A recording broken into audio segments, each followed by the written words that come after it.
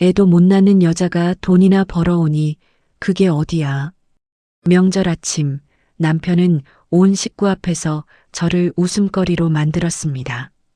20년 전 제 학비를 대주고 실습 가운을 다려주던 바로 그 사람이었지요. 그런데 어느 새벽 배가 터질 듯 부풀어 실려온 5살 아이의 응급실 서류. 아버지 이름 칸에서 제 손이 멎었습니다. 홍승진, 제 남편의 이름이었습니다. 그리고 그 아이의 배를 열 수 있는 의사는 그 병원에 저 하나뿐이었지요. 남편이 다른 여자와 낳은 아이를 하필 제가 살려야 했던 그 새벽. 그리고 그 수술대 위에서 저는 남편조차 몰랐던 진실 하나와 마주하게 됩니다. 이야기 시작 전 저희 채널을 구독해 주시면 오늘 하루 큰 행운이 가득하시길 빌겠습니다. 오늘의 사연 시작합니다. 새벽 3시 40분 스테이션에서 종이컵에 커피를 막 내려놓던 참이었습니다. 손끝에 온기가 채 닿기도 전에 소아 응급콜이 울렸고 저는 컵을 그대로 두고 처치실로 뛰어들어갔습니다. 40년을 살면서 새벽콜에 몸이 먼저 움직이는 버릇은 이미 살갗처럼 붙어 있었지요. 대학병원 소아외과 전문의로 10수년 잠을 반 토막 낸 밤이 몇 밤이었는지 세어본 적도 없습니다. 처치실 침대 위에는 5살쯤 되어 보이는 남자아이가 누워 있었습니다. 얼굴은 종이장처럼 하얗고 입술은 파랬으며 배는 북처럼 팽팽하게 부풀어 있었습니다. 손끝으로 복부를 눌러보니 아이가 몸을 웅크리며 신음을 흘렸습니다. 손끝에 전해지는 저항감이 심상치 않았습니다. 장천공이 의심돼요. 초음파 바로 준비하고 수액 라인 하나 더 잡아주세요. 서두르세요. 목소리가 저절로 낮고 단단해졌습니다. 응급실에서 목소리가 흔들리면 손도 흔들리는 법이라 저는 언제나 목소리부터 눌러두는 사람이었지요. 간호사가 재빠르게 움직이는 동안 다른 간호사가 보호자 접수 서류를 제 쪽으로 내밀었습니다. 선생님, 보호자 정보 확인해 주세요. 아버지 이름하고 연락처입니다. 저는 아이 배에 얹은 장갑 낀 손을 떼지 않은 채 고개만 살짝 돌려 서류를 눈으로 훑었습니다. 그리고 아버지 이름 칸에서 시선이 멎었습니다. 홍승진, 3글자였습니다. 20년간 부르고 보아왔던 이름. 제 손끝은 아이 배 위에 그대로 있었고 심장만 한 박자 늦게 뛰었습니다. 저는 그 이름을 한 번 더 눈으로 훑고 아무 일 없다는 듯 다시 처치에 손을 얹었습니다. 이름을 본 순간 손이 멈추면 이 아이가 위험해진다는 걸 몸이 알고 있었으니까요. 보호자 연락처 칸에는 제가 외워버린 남편의 번호가 아니라 다른 번호가 적혀 있었습니다. 몇 년 전부터 낯익어진 번호. 남편의 지갑 속 사진에서, 조수석 발밑에서, 술집 명의가 넘어간 서류에서 조각조각 마주쳐온 여자의 것이었습니다. 저는 그 번호를 외운 적이 없는데도 알아보았습니다. 미워하는 마음은 있는 대신 새기는 재주가 있더군요. 선생님, 확인하셨어요? 바로 진행할까요? 간호사가 되물었습니다. 저는 잠시 대답을 삼켰습니다. 네, 확인했어요. 그대로 진행해요. 아이부터 살립시다. 목소리가 평소와 다르지 않게 나온 게 스스로도 신기했습니다.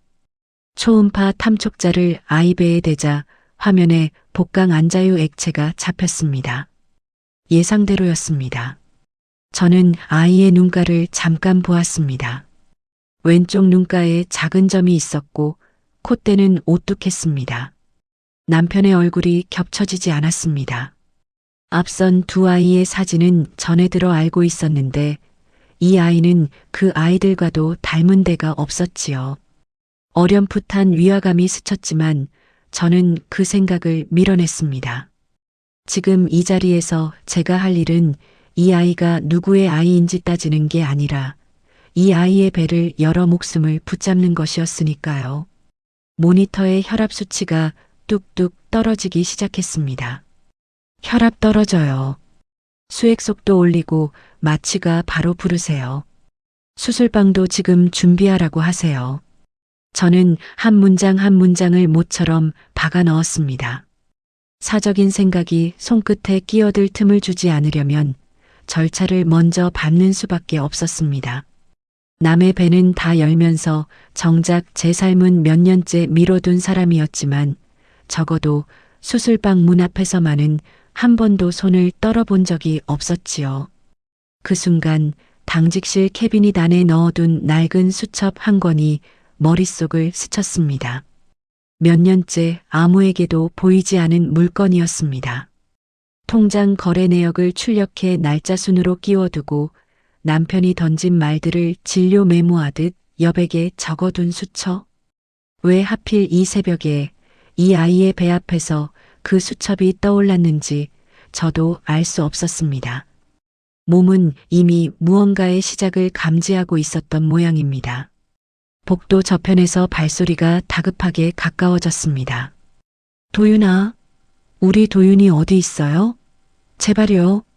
우리 아이 어디 있냐고요. 여자의 목소리였습니다. 제 이름을 부르는 소리가 아니라 남편의 아내인 제가 아닌 다른 여자의 목소리. 아이 이름을 부르며 뛰어오는 그 목소리에 저는 손을 멈추지 않은 채 눈만 잠깐 감았다 떴습니다. 유리문 밖으로 여자가 나타났습니다. 5년 전 지갑 속 사진에서 본 얼굴이 맞았습니다. 조금 더 마르고 조금 더 지쳐 있었지요. 여자는 유리 너머로 침대 위 아이를 보더니 두 손으로 입을 막고 그 자리에 주저앉았습니다. 흰 가운을 입고 아이 곁에 선 사람이 누구인지 그 사람은 아직 알아보지 못하고 있었습니다. 그리고 그 곁에 남편의 모습은 아직 보이지 않았습니다. 저는 마취과 전공의에게 전화를 넣었습니다. 소아응급입니다. 장천공의 복막염까지 진행됐고 혈압도 계속 떨어져요. 지체할 시간 없습니다. 지금 바로 올라와 주세요. 전화를 끊으며 저는 오늘 밤 소아외과 당직 전문의가 누구인지 한 번 더 확인했습니다. 저 하나뿐이었습니다. 하필이면, 아니, 어쩌면 하필이 아니었는지도 모르지요. 이 아이의 배를 열 사람이 이 병원에 저밖에 없다는 것이 그날 새벽의 첫 번째 잔인함이었습니다. 산소 포화도 떨어집니다. 82, 80 계속 내려갑니다. 경보음이 처치실을 가득 채웠습니다. 저는 아이의 턱을 들어 기도를 확보하고 엠브백을 잡았습니다. 다들 침착해요. 도윤이, 우리가 끝까지 붙잡습니다. 라인 확인하고 마취가 오는 즉시 수술방으로 들어가요. 절대 놓치면 안 돼요. 말은 침착하게 나왔지만 손끝은 이 아이가 누구인지 이미 안다는 사실을 자꾸만 밀어내고 있었습니다. 미워하는 남편의 흔적, 남의 아이 그러면서 동시에 지금 제 손 아래에서 숨을 놓칠지도 모르는 5살. 세 가지가 한 몸에 겹쳐 있었습니다. 유리문 밖 여자는 여전히 주저앉은 채 어깨를 들썩이고 있었습니다. 누군가 여자의 팔을 붙들어 의자에 앉히려 했지만 여자는 유리에서 눈을 떼지 못했습니다. 그 옆자리는 비어 있었습니다. 아이 아버지라 적힌 남편은 그 새벽 그 자리에 없었지요. 이송 카트 움직입니다. 바로 수술방으로 올려요. 지금부터는 한순간도 지체하면 안 됩니다. 저는 아이를 이송 카트에 옮기며 바퀴가 복도 바닥을 구르는 소리를 들었습니다. 카트가 엘리베이터로 향하는 동안 유리문 안쪽에서 저는 딱 한 번 밖을 내다보았습니다. 여자는 여전히 아이의 이름을 부르고 있었고 그 목소리는 남편의 아내인 제 것이 아니었습니다. 저는 그 목소리를 등지고 걸음을 옮겼습니다. 엘리베이터 문이 닫히기 직전 복도 끝에서 낯익은 실루엣 하나가 뛰어오는 게 언뜻 보였습니다. 어깨가 축 처지고 걸음이 흐트러진 20회를 지켜본 그 뒷모습. 하지만 문은 닫혔고 카트는 위로 올라가기 시작했습니다. 저는 그 얼굴을 확인하지 않았습니다. 지금은 확인할 때가 아니었으니까요. 수술방 앞에서 손을 씻으며 저는 거울에 비친 제 얼굴을 잠깐 보았습니다. 눈밑이 검고 입술은 메말라 있었지만 눈빛만은 흔들리지 않았습니다. 물을 틀어 팔꿈치까지 문지르는 동안 20년 전 그 사람이 제 실습 가운을 다려주던 손이 잠깐 떠올랐습니다. 물을 뿌려가며 소매주름을 펴주던 손. 그 손이 어쩌다 여기까지 왔는지 저는 그날 새벽 손을 씻으며 처음으로 오래 생각했습니다. 그러나 생각은 거기까지였습니다. 문이 열렸고 마취가 시작됐고 저는 5살 아이의 배 위에 소독포를 덮었습니다. 그날 저는 남의 아이의 배를 열어야 하는 의사였고 동시에 그 아이의 존재를 오래전부터 알고도 입을 다물어 온 아내였습니다. 두 사람이 한 몸에 들어있던 그 새벽이 제가 미뤄온 모든 것의 시작이었지요. 오래 전 봄이었습니다. 저는 등록금 고지서를 손에 쥔 채 학과 사무실로 향하고 있었습니다. 휴학길을 내려가는 길이었지요. 그의 아버지가 하시던 작은 가게가 문을 닫으면서 집에서는 더 이상 제 학비를 댈 수가 없었습니다. 한 학기만 쉬고 돈을 벌어 다시 오자고 마음을 먹었는데 이상하게도 그 계단을 내려가는 발걸음이 천근이었습니다. 의사가 되겠다는 꿈이 손가락 사이로 빠져나가는 것 같았지요. 계단 아래에서 누군가 제 팔을 붙들었습니다. 홍승진이었습니다. 그때는 제 남자친구였지요. 그는 제 손에서 고지서를 쓱 빼앗아 자기 점퍼 안주머니에 넣었습니다. 이건 네가 낼 거 아니야. 휴학도 안 돼. 꿈을 왜 포기해? 무슨 소리야? 내 학비잖아. 그걸 네가 왜 내? 왜긴 왜야? 너 의사 되는 거 나도 꼭 보고 싶으니까 그러지. 저는 어이가 없어 웃었는데 그는 진지했습니다. 대학에 다니지 않고 일찍 생업에 뛰어든 사람이었습니다. 그게 진짜 사랑이었는지 어린 날의 치기였는지 저는 아직도 잘 모릅니다. 다만 그때 그가 한 일만은 분명했지요. 새벽에는 청과 시장에서 짐을 나르고 밤에는 대리운전대를 잡았습니다. 그렇게 번 돈으로 그는 제 학비의 절반을 말없이 통장에 넣어 주었습니다. 통장을 확인하고 전화를 걸면 그는 늘 딴청을 부렸지요. 내가 넣었다는 증거 있어? 은행이 실수했나 보지. 그냥 모른 척 써. 좁은 자취방에서 함께 살던 시절이었습니다. 저는 밤새 해부학 책을 붙들고 있었고 그는 옆에서 다림질을 했습니다. 제 실습 가운이었지요. 다림질 자국이 남으면 안 된다며 분무기로 물을 폭폭 뿌려가며 소매주름을 폈습니다. 의사 가운은 딱 봐도 반듯해야지. 우리 선영이가 입으면 더 멋있을 거야. 됐어. 그냥 대충 걸쳐 입고 가면 되는데 뭘 그렇게까지 해. 대충은 안 돼.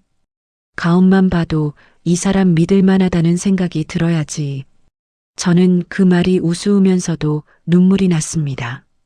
가난한 두 사람이 방 하나에서 한 사람은 책을 보고 한 사람은 가운을 다리던 밤. 창밖으로 시장 불빛이 꺼져가는 소리가 들리던 밤들을 저는 오래 기억했습니다.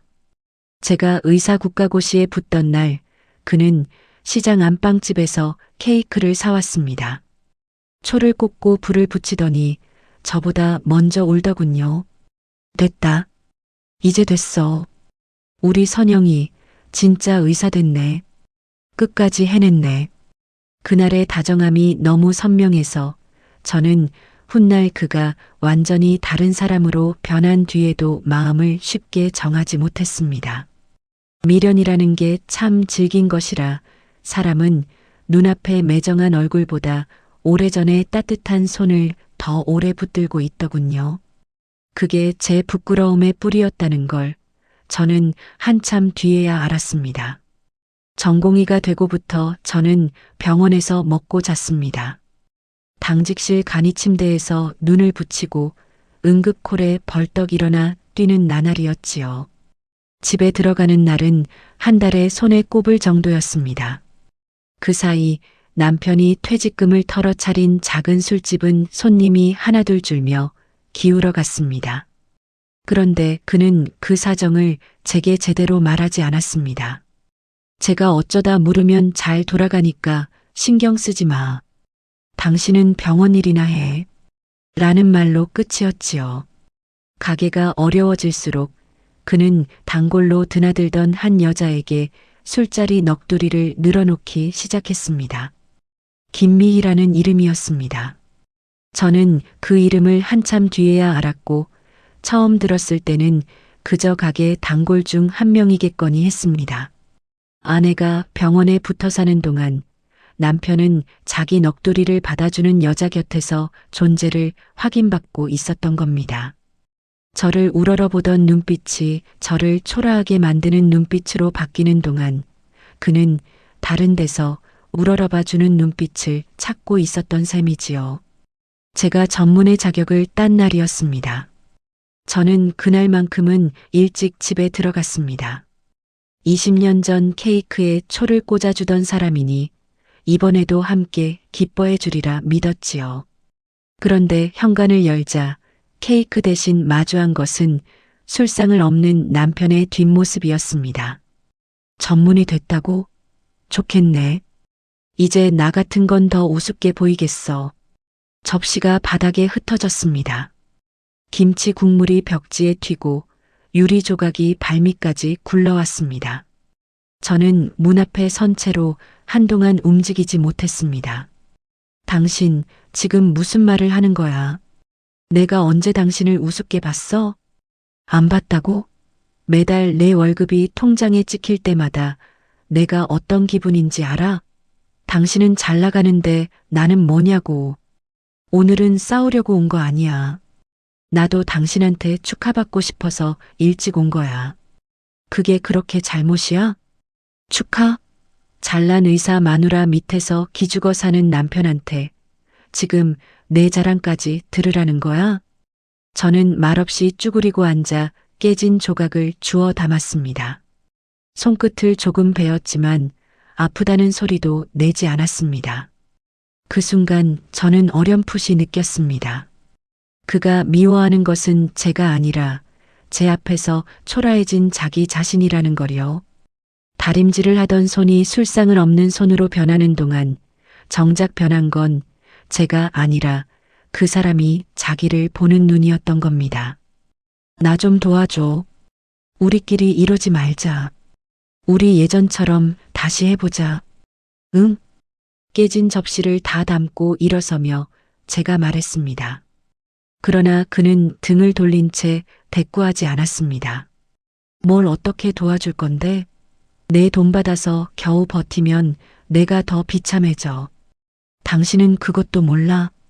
그 밤 저는 그 말을 오래 들여다볼 새도 없었습니다.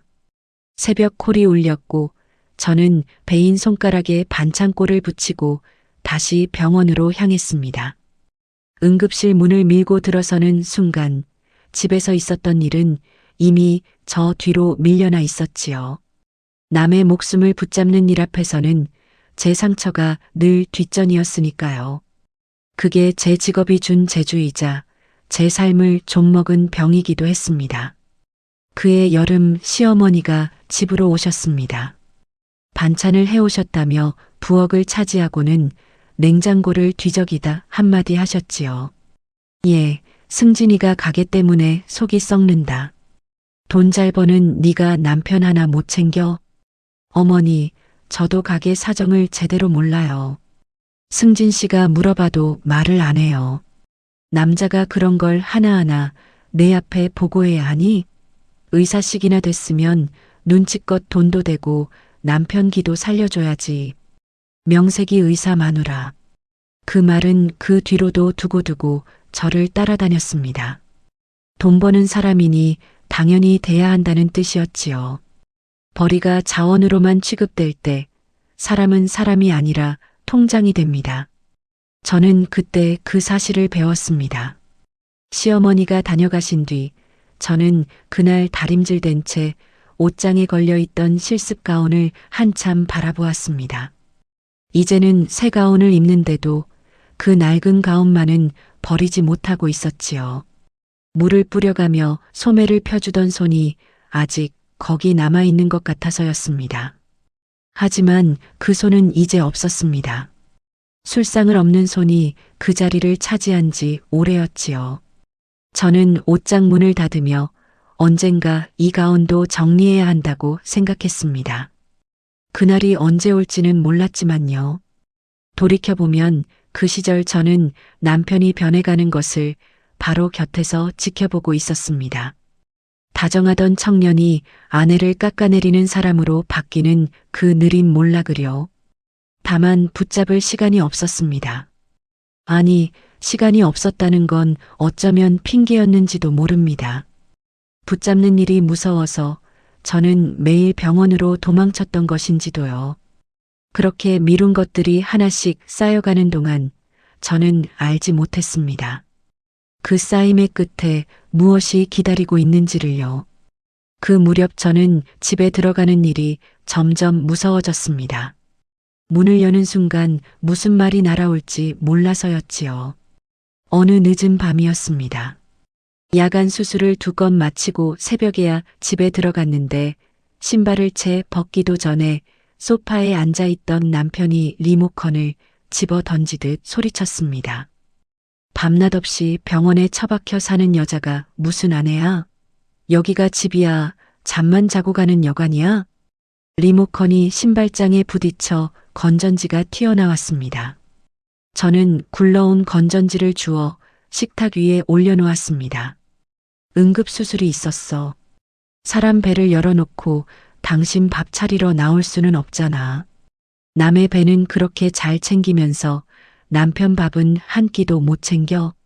당신한텐 환자만 사람이고 나는 아니야. 내일 아침에는 차려놓을게. 지금은 너무 늦었어. 됐어. 생색내면서 차리는 밥 먹고 싶지도 않아. 목구멍으로 넘어가지도 않는다고.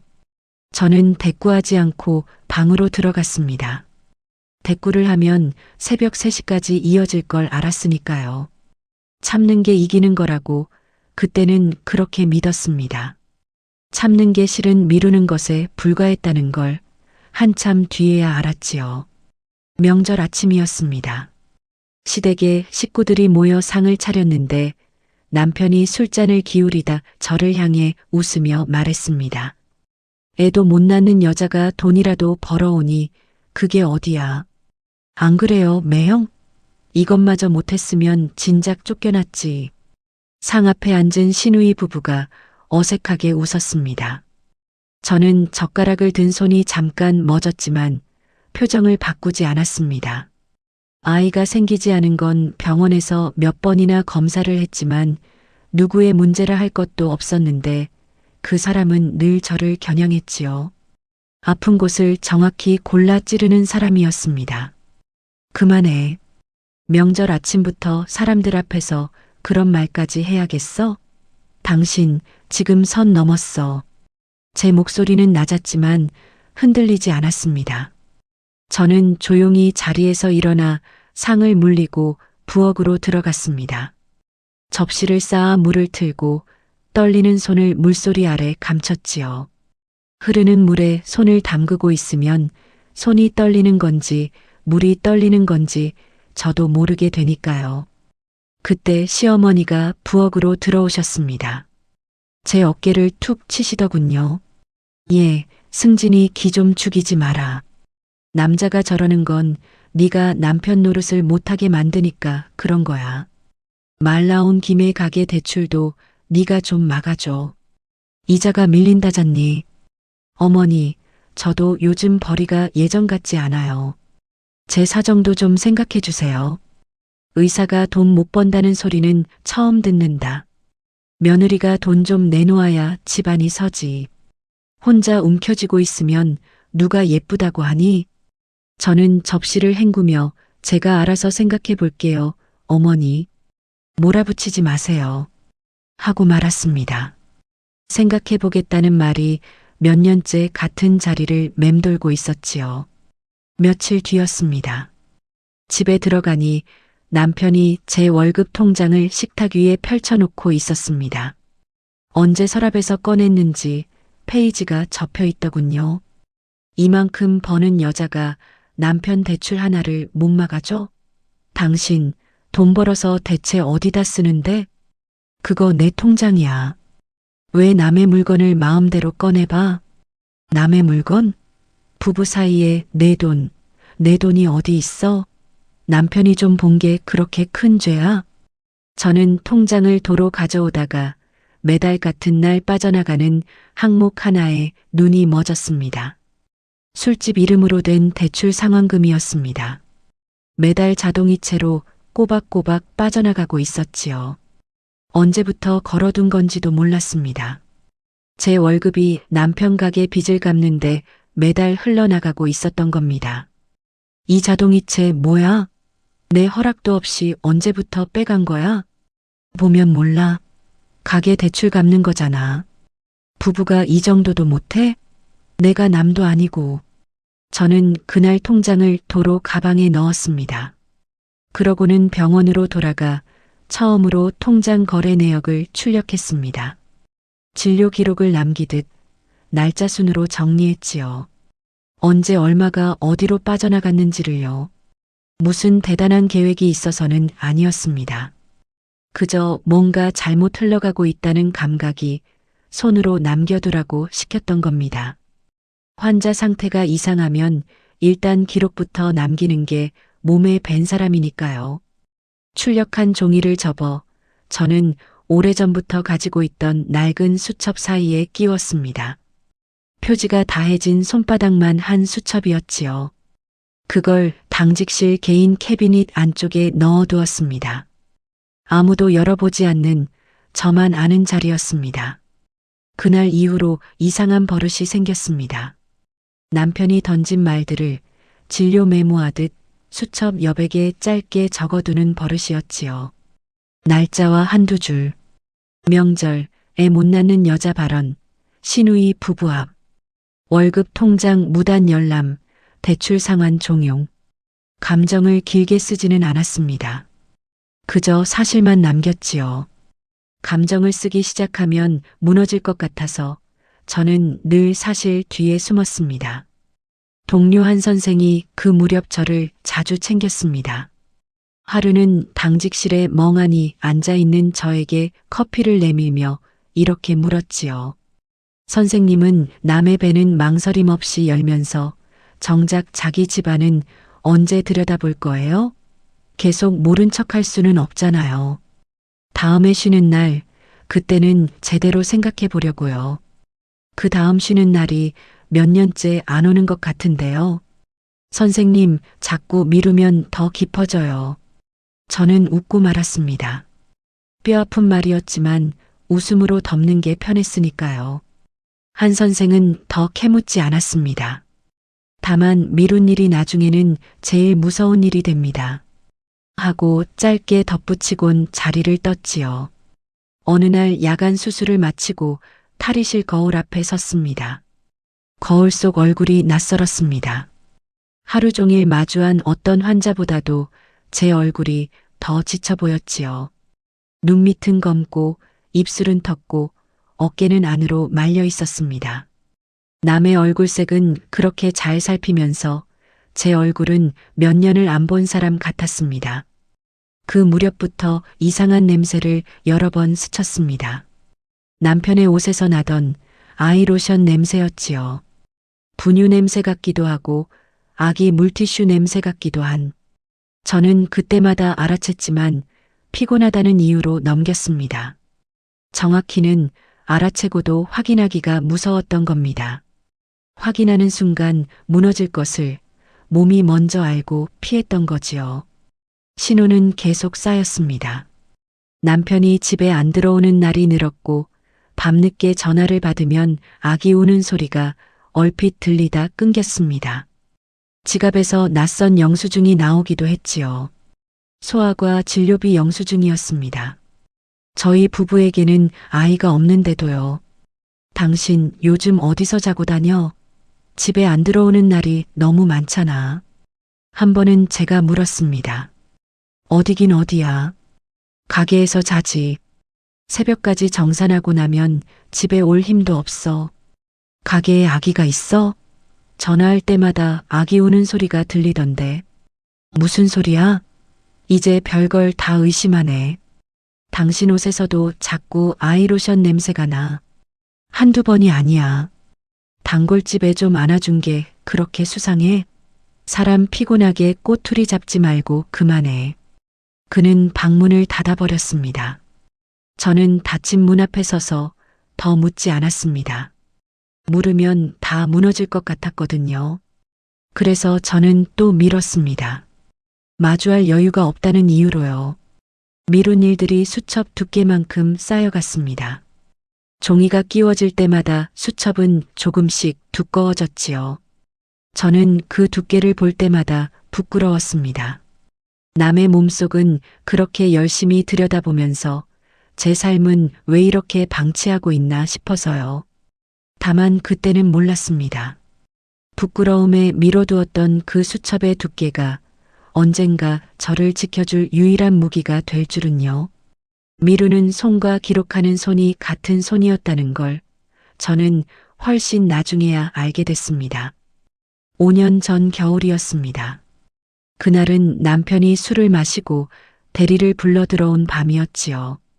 아침에 제가 그 차를 몰고 병원에 가려고 조수석 쪽으로 짐을 넘기다가 발밑에서 무언가를 밟았습니다. 작은 아이 신발 한 짝이었습니다. 분홍색 코가 다 다른 운동화. 그 옆에는 여자 손수건이 떨어져 있었지요. 제 것이 아니었습니다. 향이 달랐습니다. 저는 신발을 손에 들고 한참을 그대로 앉아 있었습니다. 시동을 걸 생각도 못한 채로요. 소리치지 않았습니다. 저는 신발과 손수건을 휴대폰으로 사진만 찍고 원래 있던 자리에 그대로 내려놓았습니다. 그러고는 아무 일 없었다는 듯 차 문을 닫았지요. 손이 떨렸지만 이상하게 머리는 차가웠습니다. 확인해야 할 게 있으면 먼저 기록부터 남기는 버릇이 그 순간에도 저를 붙들었던 겁니다. 그날 밤 남편이 잠든 뒤였습니다. 저는 거실 소파에 걸쳐둔 그의 지갑을 열었습니다. 10수년을 함께 살면서 처음으로 남편 지갑을 뒤진 밤이었지요. 카드 사이에 접힌 사진 한 장이 있었습니다. 한 여자와 어린 두 아이가 함께 찍힌 사진. 여자의 배는 셋째를 벤 듯 불러 있었지요. 여자의 얼굴은 낯설었지만 아이 둘의 얼굴에는 남편이 있었습니다. 눈매가 웃는 입이 남편을 빼닮았더군요. 저는 사진을 도로 지갑에 넣고 지갑을 원래 자리에 두었습니다. 그리고 방으로 들어가 자는 척 누웠습니다. 옆에서 남편이 코를 골았습니다. 그 코 고는 소리를 들으며 저는 밤새 천장을 봤습니다. 눈물은 나지 않았습니다. 이상하게 오래 알고 있던 사실을 뒤늦게 확인한 사람처럼 담담했지요. 다음 날 새벽 저는 아무 말 없이 야간 수술방으로 걸어 들어갔습니다. 그날도 아이 하나의 배를 열었지요. 남의 아이 배를 봉합하는 동안 제 삶은 어디선가 조용히 찢어지고 있었습니다. 얼마 뒤였습니다. 식탁 위에 쌓인 우편물을 정리하다가 봉투 하나가 반쯤 열린 채 삐져나와 있었습니다. 사업자 등록 관련 서류였지요. 저는 무심코 꺼내보다가 술집 명의가 바뀌어 있는 걸 봤습니다. 남편 이름이 아니라 김미희라는 이름으로요. 저는 그때 처음으로 그 여자의 이름 석자를 정확히 봤습니다. 지갑 사진 속 여자가 이제는 남편 가게의 사장이 되어 있었던 겁니다. 저는 그 서류도 사진으로만 남겼습니다. 통장 내역 출력물과 함께 수첩 사이에 끼워 캐비닛에 넣고 봉투는 다시 제자리에 두었지요. 무언가를 꾸미려던 건 아니었습니다. 그저 언젠가 이걸 설명해야 할 날이 올지도 모른다는 예감이 손을 움직였을 뿐입니다. 그 뒤로 김미희는 셋째를 낳았다고 했습니다. 남편은 앞선 두 아이에 이어 그 아이까지 자기 핏줄이라 믿었지요. 술집 손님들에게 나 이번에 셋째 봤어. 이제 나도 당당한 새 아이 아빠야. 고 자랑했다는 이야기가 돌고 돌아 제 귀에까지 들어왔습니다. 아내에게는 아이가 없다며 명절상에서 웃음거리로 삼던 사람이 밖에서는 아이 셋 아버지 노릇을 하고 있었던 겁니다. 병원 동료 하나가 제 사정을 모른 채 무심코 말한 적이 있습니다. 선영쌤, 저번에 어느 술집 돌잔치에 갔는데요. 사장님이 셋째라고 얼마나 크게 잔치를 벌였는지 몰라요. 요즘 세상에 셋 낳기가 어디 쉬워요? 그러게요. 쉽지 않죠. 정말 대단하네요.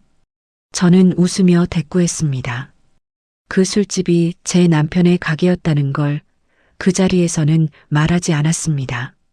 셋째 돌잔치를 크게 열었다는 이야기를 저는 그렇게 남의 입으로 뒤늦게 전해 들었지요. 그런데 이상한 게 하나 있었습니다. 돌잔치 사진이 단체 대화방을 통해 돌았던 모양인데 동료가 무심코 보여준 사진 속 셋째 아이의 얼굴이 앞선 두 아이와도 남편과도 닮지 않았던 겁니다.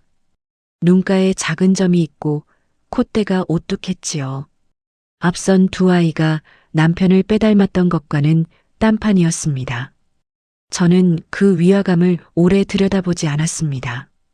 아이 얼굴이야 크면서 변하기도 하니까요. 다만 마음 한구석에 작은 돌 하나가 얹힌 것처럼 그 어긋남이 자꾸 걸렸습니다.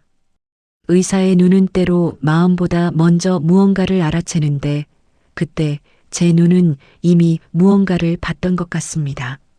마음이 애써 못 본 척했을 뿐이지요. 한 선생은 그 무렵 더 자주 저를 붙들었습니다.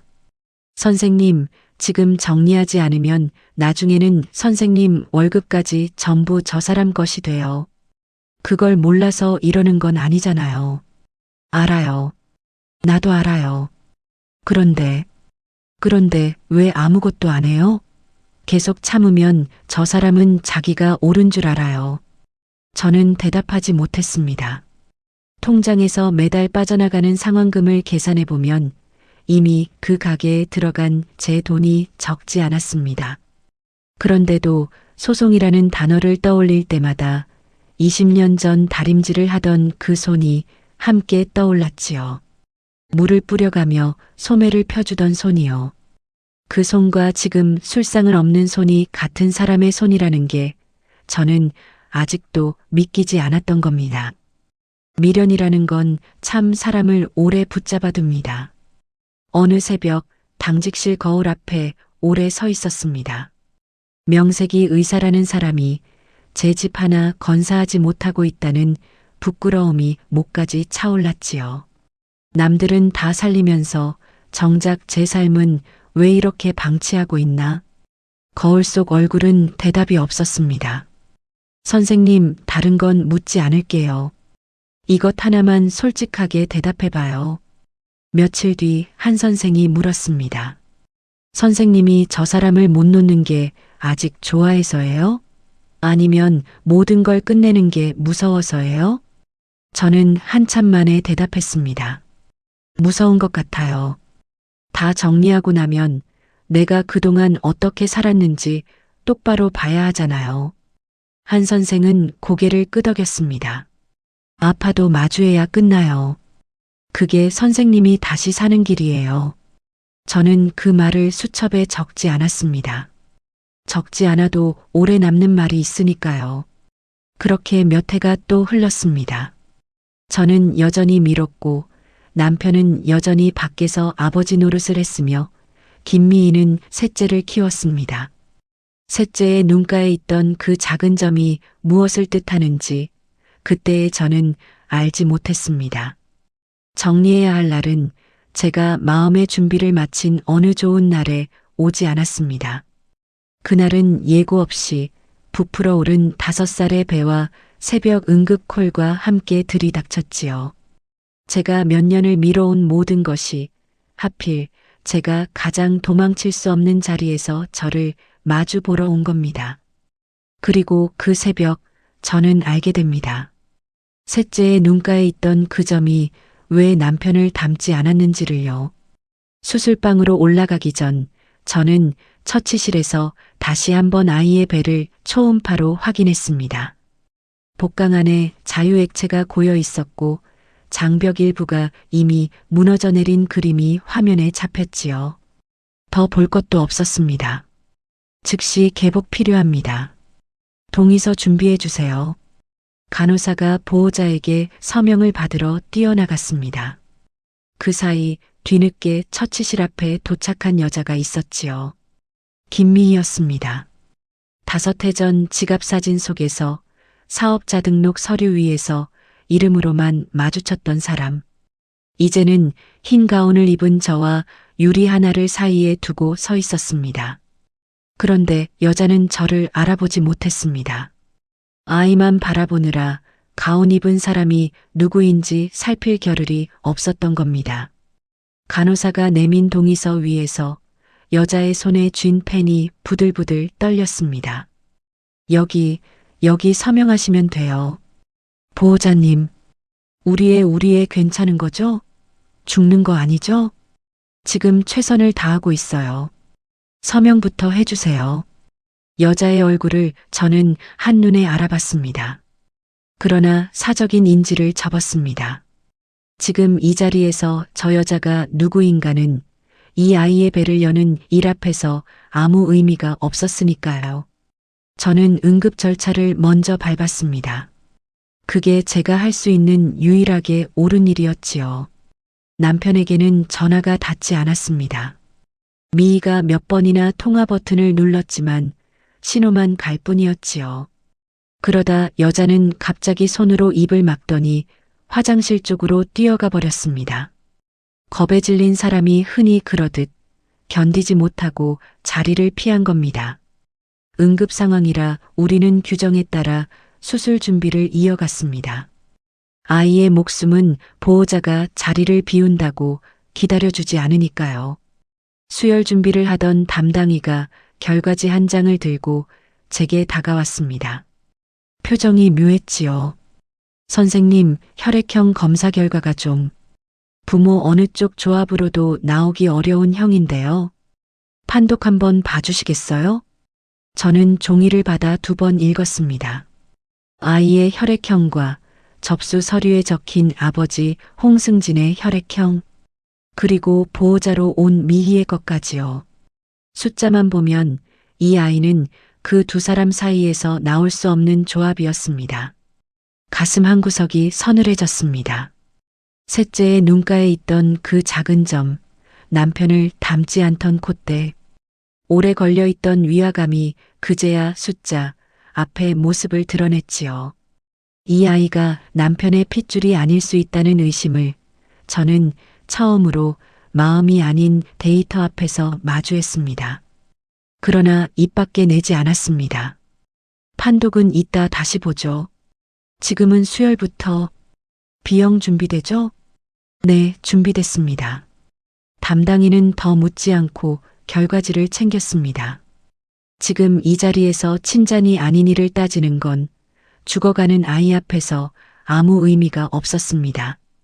저는 그 종이의 무게를 잠시 접어두고 손을 씻으러 갔습니다. 바로 그때였습니다. 병원에 남편이 도착한 겁니다. 처치실 앞에서 간호사에게 뭔가를 묻던 남편이 집도의가 누구인지 안내받는 순간을 저는 손 씻는 자리에서 유리 너머로 봤습니다. 집도 선생님이 소아외과 나선영 과장님이세요. 지금 바로 수술 들어가십니다. 나선영. 제 이름 석자가 남편의 귀에 닿는 순간이었습니다. 흰 가운을 입고 처치실에서 걸어 나오는 사람이 자기 아내라는 걸 확인한 그 순간 남편의 얼굴에서 핏기가 가셨습니다. 입술이 달싹였지만 소리는 나오지 않았지요. 10수년을 깎아내리고 짓밟아온 아내가 하필이면 자기 아이라 믿은 아이의 배를 열 유일한 사람이라는 사실 앞에서 그는 먼저 말을 잃었습니다. 선영아. 가까스로 제 이름을 부르는 소리가 유리 너머로 들렸습니다. 저는 손에 묻은 물을 팔꿈치까지 문지르며 그쪽을 한번 바라봤습니다. 딱 한 번요. 지금은 아무것도 묻지 마. 애부터 살리고. 제 목소리는 낮고 평평했습니다. 화도 눈물도 실려 있지 않았지요. 남편이 다시 뭐라 입을 열려 했지만 저는 이미 등을 돌린 뒤였습니다. 사적인 감정을 접고 수술방 문을 밀고 들어갔습니다. 그 문이 닫히는 순간만큼은 저는 아내도 뭐도 아닌 그저 소아외과 집도이였습니다. 마취가 들어갔습니다. 아이의 작은 가슴이 인공호흡기 리듬에 맞춰 오르내렸지요. 저는 소독포를 덮고 메스를 받아들었습니다. 배를 여는 순간 예상대로 냄새가 먼저 올라왔습니다. 복막이 오염됐을 때 나는 그 특유의 냄새였지요. 소장 한 부위가 터져 내용물이 복강으로 새어나와 있었습니다. 석션, 세척액 준비하고. 저는 오염된 복강을 세척하고 천공 부위를 찾아 손상된 장을 절제한 뒤 건강한 부분끼리 다시 이었습니다. 매듭을 짓는 손끝에는 한치의 흔들림도 없었습니다. 이 아이가 남편의 아이든 아니든 미운 여자의 아이든 아니든 제 손 아래에서는 그저 살려야 할 5살일 뿐이었으니까요. 절제한 장을 봉합하고 출혈점을 하나하나 잡아가던 중이었습니다. 아이의 옆구리에서 오래된 흉터 하나가 눈에 들어왔습니다. 수술 자국은 아니었습니다. 무언가를 오래 앓고 제때 치료받지 못해 저절로 아물어버린 흔적. 그 언저리 피부가 두껍게 당겨져 있었지요. 이 아이가 이전에도 한 번 배를 앓았고 그때 제대로 손을 쓰지 못한 채 방치됐다는 걸 저는 흉터의 모양에서 읽어냈습니다. 가슴이 저릿했습니다. 어른들의 거짓 한가운데서 이 아이는 이미 한 번 홀로 아팠던 겁니다. 죄 없이요. 활력 징후 어때요? 안정 찾고 있습니다. 혈압 올라와요. 몇 시간이 지났습니다. 아이의 활력 징후가 제자리를 찾았을 때 저는 마지막 봉합을 마치고 수술 장갑을 벗었습니다. 오래 참았던 숨이 그제야 길게 흘러나왔지요. 손끝이 살짝 떨렸는데 그건 긴장이 풀린 떨림이었습니다. 회복실로 옮겨지는 아이의 카트를 저는 문 앞에서 지켜봤습니다. 작은 몸에 링거줄이 여러 개 매달려 있었지요. 저 아이가 누구의 아이든 오늘 밤은 제 손에서 살아났습니다. 그 사실만은 분명했습니다. 카트가 복도 저편으로 사라지는 걸 보며 저는 처음으로 또렷하게 한 가지 물음과 마주 섰습니다.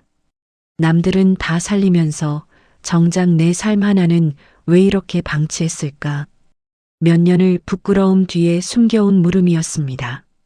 남의 배는 하나도 남김없이 열어 봉합하면서 제 삶은 열어볼 엄두조차 못 냈던 세월이요.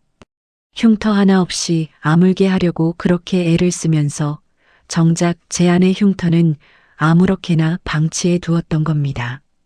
물을 틀어 손을 마저 씻으며 저는 거울 속 얼굴을 봤습니다. 이번에는 눈을 피하지 않았지요. 물음은 어느새 다른 모양으로 바뀌어 있었습니다. 이제는 마주하자. 내가 밀어온 그 전부를. 수술방을 나서니 복도 끝 벤치에 남편이 앉아 있는 게 보였습니다. 두 손으로 얼굴을 감싼 채였지요. 화장실 쪽으로 갔던 미인은 복도 저편 기둥에 기대선 채 차마 이쪽으로 다가오지 못하고 있었습니다. 아이의 아버지라 적힌 두 사람 중 하나는 얼굴을 감쌌고 하나는 자리에 없었으며 정작 그 아이를 살려낸 건 서류 어디에도 이름이 없는 저였습니다. 저는 그 앞을 지나 회복실로 향했습니다. 오래 미뤄온 걸음이 그날 새벽 처음으로 제 쪽을 향하고 있었습니다. 아이가 회복실로 옮겨진 뒤였습니다. 저는 수술 기록을 정리하러 스테이션으로 가던 참인데 복도에서 누군가 제 팔을 붙들었습니다. 남편이었습니다. 선영아, 너 왜 진작 말 안 했어? 응? 알고 있었으면서 왜 한마디를 안 했냐고. 목소리가 높았습니다. 밤새 감췄던 것이 한꺼번에 터져 나오는 목소리였지요. 저는 붙들린 팔을 내려다봤습니다. 오래전 제 실습 가운을 다려주던 손이 이제는 저를 붙들고 원망을 쏟아내고 있었습니다. 선영아, 놓으라고. 저는 그의 손을 조용히 떼어냈습니다. 뿌리치지 않았습니다. 그저 손가락을 하나씩 풀어냈지요. 그러고는 낮은 목소리로 되물었습니다. 당신 나한테 말할 기회 준 적 있어? 한 번이라도?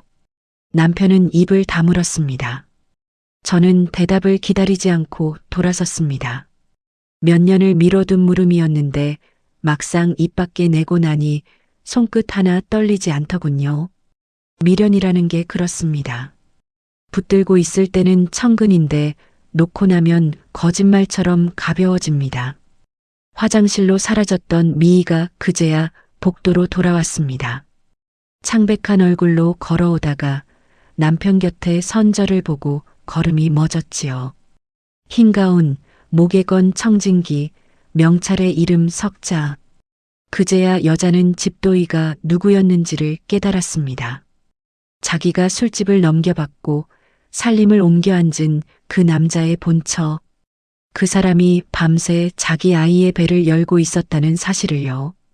저는 그 여자와 처음으로 복도에서 정면으로 마주 섰습니다. 선생님이 미희는 말끝을 흐렸습니다. 얼굴이 굳어갔지요. 그런데 그 눈빛이 이상했습니다. 미안함이나 부끄러움만 있는 게 아니었습니다. 무언가를 들킬까봐 겁먹은 눈빛. 시선이 제 얼굴에 닿았다가 이내 바닥으로 미끄러졌지요. 자꾸 저를 피하는 그 눈빛에서 저는 아무 말 없이 무언가의 윤곽을 읽었습니다. 새벽에 본 혈액형 결과지가 다시 떠올랐지요. 애 상태는 안정됐어요. 회복실에 있으니 면회 시간 지켜서 들어가세요. 저는 의사로서 할 말만 하고 자리를 떴습니다. 그 여자를 붙잡고 따질 수도 있었지만 하지 않았습니다. 눈빛 하나로 이미 다 읽힌 것을 굳이 말로 확인할 필요는 없었으니까요. 그날 오후 저는 당직실 캐비닛을 열었습니다. 몇 년째 넣어두기만 했던 낡은 수첩을 꺼냈지요. 표지가 다해진 손바닥만 한 수첩. 사이사이 끼워둔 종이들을 처음으로 전부 꺼내 책상 위에 한 장씩 펼쳤습니다. 통장 거래 내역 출력물, 매달 빠져나간 술집 대출 상환금, 조수석 발밑에서 찍은 아이 신발 사진, 사업자 등록 명의가 김미희로 바뀐 서류 사진, 그리고 남편이 던진 말들을 진료 메모하듯 적어둔 여백들. 저는 흩어진 종이들을 날짜 순으로 다시 배열했습니다. 언제부터 제 월급이 빠져나갔고, 언제 살림이 갈라졌고, 언제 명의가 넘어갔는지 흩어진 조각들이 하나의 그림을 그리고 있었습니다. 진료 기록을 남기던 손이 저도 모르게 몇 년에 걸쳐 증거를 모아온 셈이었습니다. 한 선생이 당직실 문을 두드렸습니다. 선생님, 정리 시작한 거예요? 네. 이제야. 그럴 줄 알았어요. 내가 아는 변호사 한 명 소개할게요. 이혼 쪽 오래 한 사람이에요. 며칠 뒤 저는 한 선생이 소개한 변호사를 만났습니다. 제가 펼쳐놓은 종이들을 하나하나 넘겨보던 변호사가 안경을 고쳤으며 말했습니다. 선생님, 이거 그냥 두신 거 맞아요? 무슨 준비를 하고 모으신 게 아니라 그냥 기록하는 버릇이 있어서요. 그 버릇이 선생님을 살렸네요. 이 정도면 재산 분할이랑 위자료에서 충분한 근거가 됩니다. 특히 이 대출 상환 내역이요. 선생님, 월급이 매달 술집빚 갚는 데 쓰인 게 이렇게 명확하면 그 가게 명의가 상대 여자 앞으로 넘어갔어도 되찾을 여지가 큽니다. 명의가 이미 넘어갔는데도요? 명의는 이름일 뿐이에요. 돈이 어디서 나왔는지가 중요하죠. 이 흐름이면 실질을 다툴 수 있어요. 저는 종이 위에 놓인 제 손을 봤습니다. 남의 배를 열던 손이 이제 제 삶을 여는 자리에 놓여 있었지요. 아이 문제는 병원 절차에 맡겼습니다. 새벽에 본 혈액형 결과가 마음에 걸렸지만 제가 사적으로 나설 일이 아니었지요.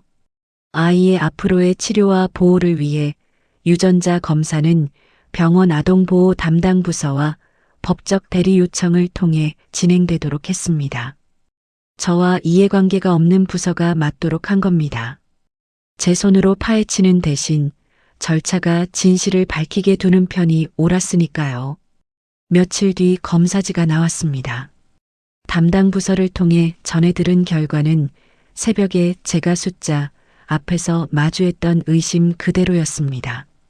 셋째는 남편의 친자가 아니었습니다. 숫자가 그것을 확정해 주었지요. 그 사실을 전해 들은 남편은 미희에게 달려갔다고 합니다. 그러나 여자는 이미 사라진 뒤였지요. 위에 두 아이만 데리고 짐을 싸서 자취를 감춘 겁니다. 자기 이름으로 된 술집에는 밀린 세금 고지서와 채무 독촉장만 카운터 위에 수북이 쌓여 있었다고 하더군요. 안정된 삶으로 통째로 옮겨 앉으려던 여자는 정작 책임 앞에서는 가장 먼저 도망친 사람이었습니다. 저는 그 술집에 한번 가봤습니다. 실제 임차인은 여전히 남편이라 변호사가 정리할 물건들이 있으니 확인해 달라고 해서였지요. 카운터 안쪽 상자 하나에 여자가 미처 챙겨가지 못한 물건들이 담겨 있었습니다. 그 안에서 종이 뭉치 하나를 발견했습니다. 인쇄된 문자 메시지들이었지요. 미희가 다른 남자와 주고받은 것이었습니다. 셋째의 친부로 짐작되는 남자였습니다. 저는 그 종이를 넘겨보다가 손이 멎었습니다. 거기에는 셋째가 예전에 배가 아파 대굴대굴 굴렀는데도 병원에 가는 걸 미뤘다는 이야기가 적혀 있었습니다. 그 남자가 병원비를 미루자며 신랑이 한 정황까지요. 새벽 수술대 위에서 봤던 그 옆구리에 오래된 흉터. 그 흉터가 어디서 왔는지 그제야 종이 위에서 답을 찾은 겁니다. 어른들의 거짓과 미움 속에서 그 어린 것은 이미 한 번 홀로 아팠던 거였지요. 저는 그 종이 뭉치를 변호사에게 넘겼습니다. 이건 아이 보호 절차에도 이혼 소송에도 다 근거가 됩니다.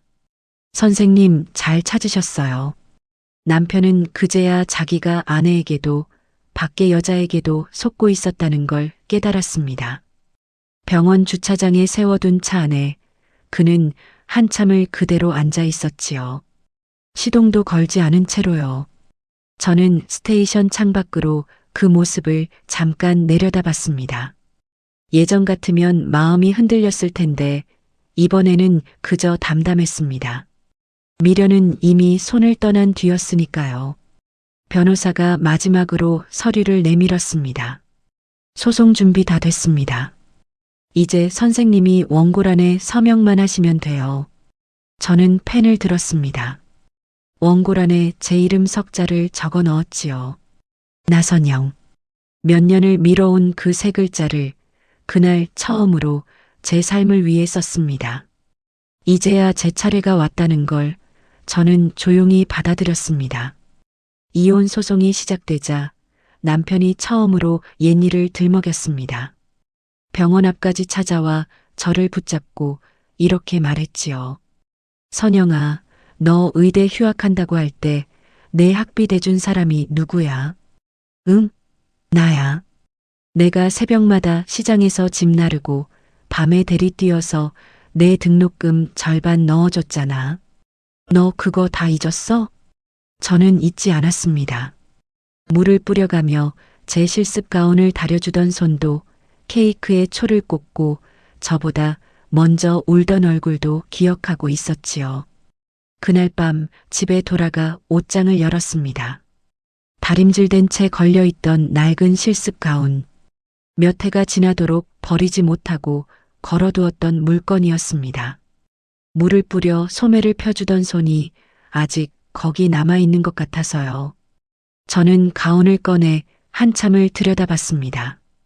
그러고는 조용히 접어 아파트 앞 헌 옷수거함에 넣고 돌아섰습니다. 20해 전 그 다정한 손은 오래전에 이미 술상을 없는 손으로 바뀐 뒤였으니까요. 붙들고 있던 마지막 미련을 그렇게 함에 넣고 저는 뒤돌아보지 않았습니다. 법정이 열렸습니다. 제가 몇 년에 걸쳐 낡은 수첩 사이에 끼워두었던 것들이 하나씩 증거로 제출됐지요. 통장 거래 내역, 매달 빠져나간 대출 상환 기록, 명의가 김미희 앞으로 넘어간 사업자 등록 서류, 그리고 미희가 두고 간 문자 인쇄 뭉치까지요. 흩어져 있던 조각들이 법정에서 하나의 흐름으로 이어지자 남편의 이중 살림에 제 돈이 어떻게 흘러 들어갔는지가 고스란히 드러났습니다. 남편 측 변호인은 방향을 틀었습니다. 원고는 피고의 사정을 오래전부터 알고 있었습니다. 알면서도 아무런 조치를 취하지 않았습니다. 이는 사실상 방조에 해당합니다. 그 말을 듣고 저는 조용히 진술했습니다. 방조가 아닙니다. 저는 매일 새벽 남의 아이배를 열고 있었습니다. 사람 하나 붙잡아 놓으면 다음 응급이 들어오고 그걸 봉합하고 나면 또 다음이 들어오는 날들이었습니다. 제 일을 미룰 수밖에 없었던 것뿐입니다. 저 사람 사정을 눈감아 준 게 아니라 제 삶을 뒤로 미뤄둔 겁니다. 제 진술을 병원 당직 기록이 뒷받침했습니다.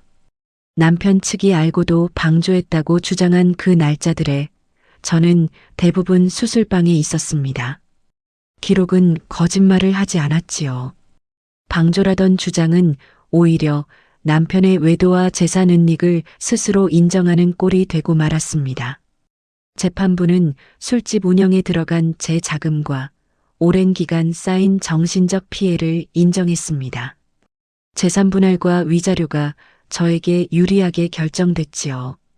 미희가 두고 간 채무는 명의자인 그 여자와 실제로 가게를 운영한 남편에게 남았습니다. 술집은 결국 경매로 넘어갔고요. 밖에서 아이 셋 아버지 노릇을 하며 자랑하던 사람의 손에 마지막에 남은 건 빚과 텅 빈 가게뿐이었습니다. 판결이 나온 며칠 뒤였습니다. 남편이 병원 로비까지 찾아왔습니다.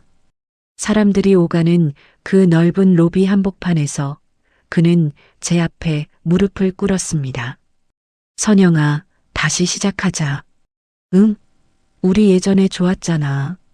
그 자취방에서 내가 내 가운 다려주고 국가고시 붙던 날 케이크 사오고 그때로 돌아가면 되잖아. 로비에 있던 사람들의 시선이 우리 쪽으로 모였습니다. 예전 같으면 창피해서 얼른 그를 일으켜 세웠을 겁니다. 이번에는 그러지 않았지요. 저는 무릎 꿇은 그를 내려다보며 담담하게 말했습니다. 나는 사람 하나 살리는데 20년을 배웠어.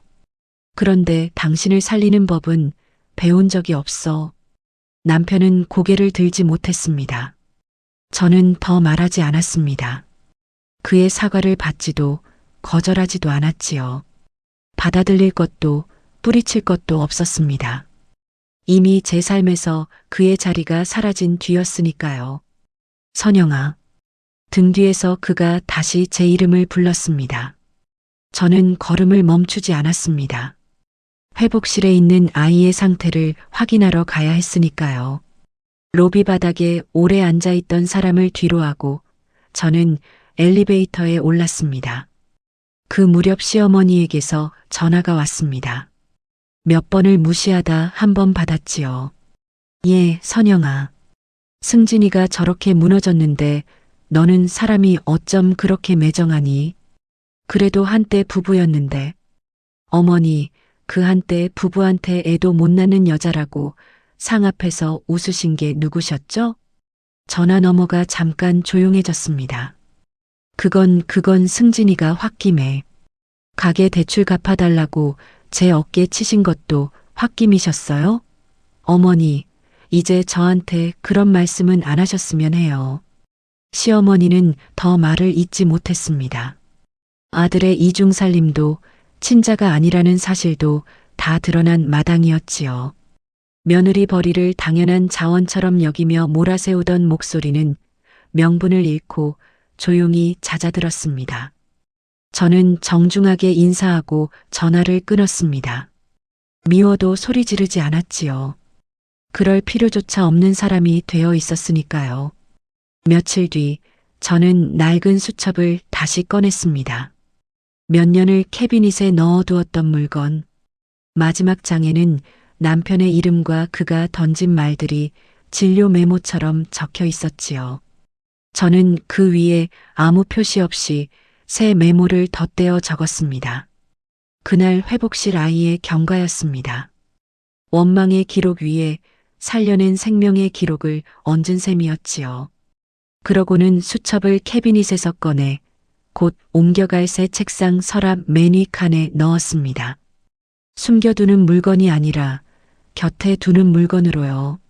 몇 년을 미루고 부끄러워하며 감춰두었던 그것이 이제는 저를 지켜준 기록으로 제자리를 찾은 겁니다.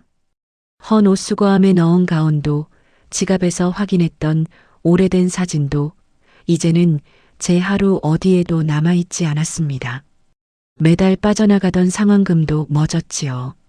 남편의 이름은 제 통장에서도, 제 수첩에서도, 제 삶에서도 조용히 지워졌습니다. 지워진 자리는 텅 비지 않았습니다. 그 자리에 오래 미뤄두었던 제 삶이 조금씩 들어차기 시작했으니까요. 이듬해 봄이었습니다. 저는 41살이 되어 있었지요. 근무하던 병원에서 소아외과 과장으로 임명됐다는 통보를 받은 날, 세명패가 책상에 놓였습니다. 나선영 과장. 제 이름 석자가 처음으로 원망의 기록이 아니라 자리의 이름으로 새겨진 겁니다. 그 며칠 전 저는 은행에 다녀왔습니다. 몇 해 동안 남편 가게 대출을 갚아오던 통장을 해지하러요. 창구 직원이 정말 해지하시겠어요? 하고 물었을 때 저는 망설임 없이 고개를 끄덕였습니다. 매달 같은 날 빠져나가던 그 상환금이 멎은 지 오래였지만 통장 자체를 없애고 나니 비로소 무언가가 완전히 끝난 기분이 들더군요. 그리고 처음으로 온전히 제 이름으로 된 집 계약서에 서명했습니다. 크지 않은 집이었지만 명의도 대출도 살림도 전부 제 것인 집이었지요. 서명을 하는데 손끝이 조금 떨렸습니다. 남의 배를 열 때는 떨지 않던 손이 제 집 계약서 앞에서 떨렸다는 게 저는 오래 기억에 남습니다.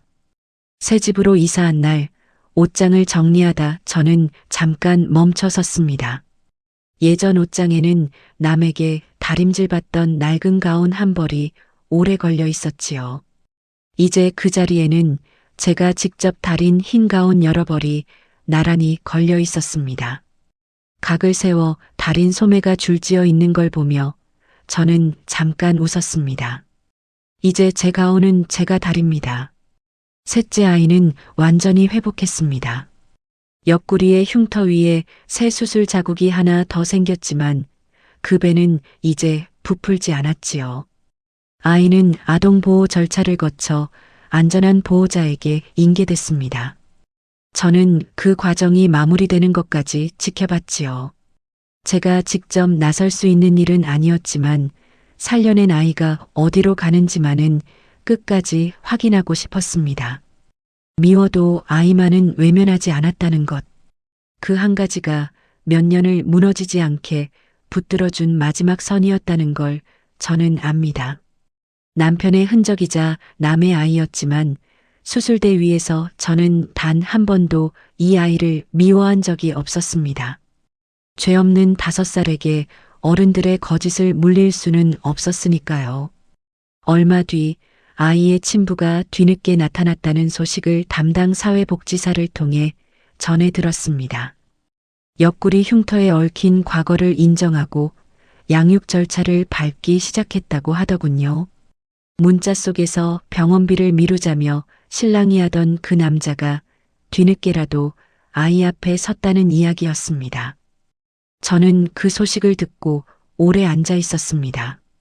아이가 이제는 방치되지 않기를, 다시는 홀로 아프지 않기를 바랐지요. 새 과장실로 짐을 옮기던 날, 한 선생이 문을 두드렸습니다. 손에 커피 2잔을 들고서요.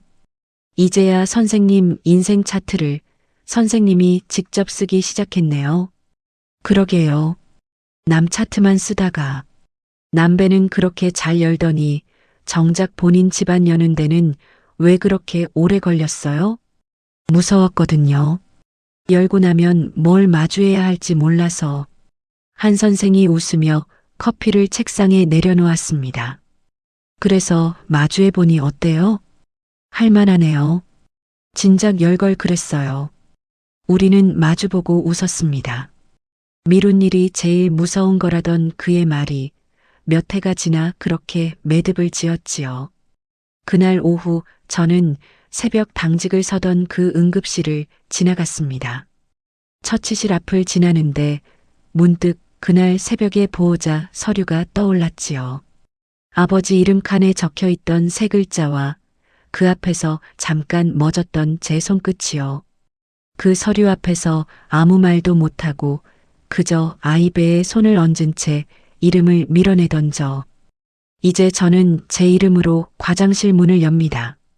그날 손이 멎었던 사람과 오늘 제 이름 새긴 문을 여는 사람이 같은 사람이라는 게 문득 신기했습니다. 미뤄온 세월이 헛되지만은 않았던 모양입니다.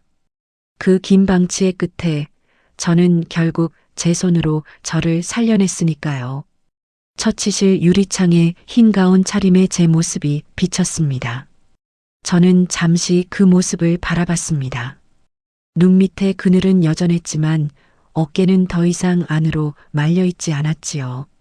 거기에는 남편의 그늘도 몇 년을 짊어졌던 부끄러움도 남아있지 않았습니다. 그저 제 삶을 사는 한 사람의 얼굴이 있을 뿐이었습니다. 과장실로 돌아와 저는 세명패에 새겨진 이름 석자를 손끝으로 한번 쓸어봤습니다. 나선영.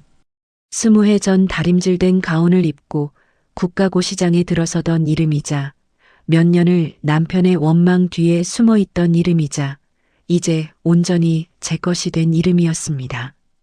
서랍을 열어 낡은 수첩을 꺼냈습니다. 표지가 다해진 손바닥만 한 그 수첩. 몇 년을 캐비닛에 숨겨두었던 물건이 이제는 제 책상 서랍 맨 위 칸에 놓여 있었지요. 저는 새 진료 메모 한 줄을 적어넣고 다시 서랍을 닫았습니다. 원망이 아니라 살려낸 생명의 기록이 이제 그 수첩을 채워가고 있었습니다. 바로 그때 복도 끝에서 콜이 울렸습니다. 다음 환자를 부르는 소리였지요. 저는 자리에서 일어나 지체 없이 그쪽으로 걸음을 옮겼습니다. 남의 목숨을 살리느라 몇 년을 뒤로 미뤄두었던 제 삶을 41살의 봄에 저는 비로소 제 손으로 살려냈습니다. 남의 배를 여는데 20해가 걸렸고 제 삶을 여는데 다시 몇 해가 걸렸지만 그거면 충분했지요. 복도를 걸어가는 제 흰가운 자락에 창으로 든 봄볕이 잠깐 앉았다 갔습니다. 저는 걸음을 멈추지 않았습니다. 누군가는 참는 게 미덕이라 하고 누군가는 미련이 정이라 합니다. 하지만 선영 씨의 이야기가 우리에게 말해주는 건 하나였지요. 남을 살피느라 나를 뒤로 밀어두면 정작 무너지는 건 나라는 것. 손이 멎었던 그 이름 앞에서 시작해 제 이름으로 문을 여는 자리까지 늦었다고 생각한 순간에도 봄은 오더군요. 오늘 이 이야기가 미뤄둔 당신의 하루를 한 번쯤 돌아보게 했기를 바랍니다. 이야기를 끝까지 들어주셨다면 잘 들었다고 댓글 하나만 남겨주세요. 구독과 좋아요를 눌러주시는 모든 분들이 행복하시길 기원합니다. 오늘 함께 해주셔서 정말 감사합니다.